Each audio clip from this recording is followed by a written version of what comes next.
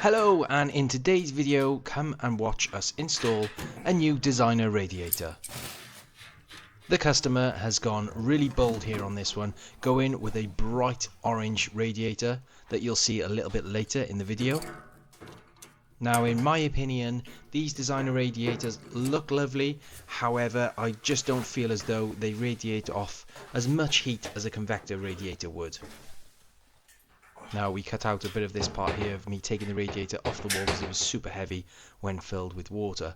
I actually needed Harry to come and give me a hand lifting it out without spilling any of the water into the customer's property. Now, this was a funny part. It's just typical that filming with one hand and trying to just screw a simple blanking plug into the new radiator proved to be more difficult than expected. Here's the laser level now, marking up, ready for the brackets to make sure that we get the measurements smack on. Now, we have featured a few short videos on some of these design radiators, and we've come under a lot of criticism over how we hang them and these little rubber parts that go onto the brackets falling off every time you try to hang the new radiator onto the brackets.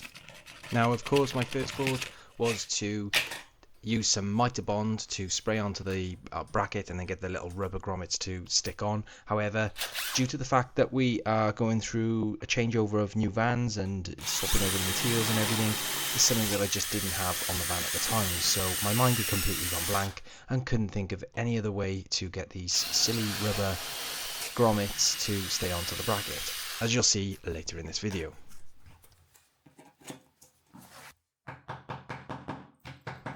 Now, when I drill through tile and use wall plugs, because we're going right through the plasterboard and into the solid brick wall, I always make sure that I hit the wall plugs right the way through so that when they expand they don't split the tile. So here they are, those dreaded rubber grommets that caused me a hell of a headache this day. So you can just see every time you try to lift it on as gently as you can, one rubber or the other will keep falling off. Probably didn't capture it here in this video, but I can assure you it was pretty stressful. Just didn't have the head for it that day to think outside of the box as to, what to do with those silly little rubbers really. Here I am wrapping lots of PTFE around the thread. Used probably about 23 wraps.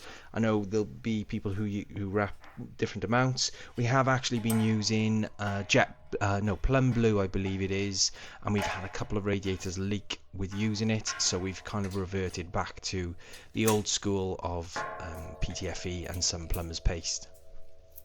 The new radiator valve on, and we'll just warm up the pipe and strip off any of the paint we can where we are going to be soldering it.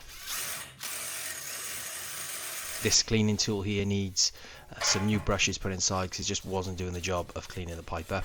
So a bit of abrasive paper, and job was a good one. Time to cut some pipe and get the thing pieces into place, ready for soldering. Just offering them up there. I tend to use most of the times by eye and marking as opposed to measuring. Sometimes I measure, but predominantly I mark a measure.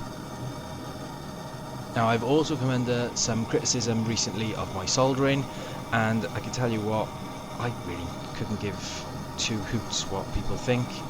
As long as it holds the water, and as long as it's sealed and I clean it up afterwards, I couldn't really care less what the keyboard warriors think, who don't post any videos themselves, but they want to jump on, view people's work, and then think they've got the right to say that they could do it better.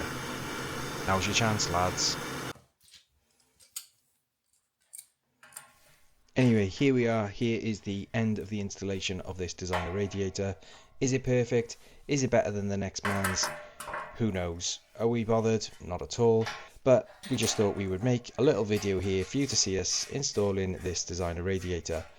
Please, if you've enjoyed any of our videos, past, present or future, give us a like, give us a subscribe, and maybe even give us a comment on what you'd like to see next on future videos. But until then, thanks for watching, and again, I'll see you on the next one.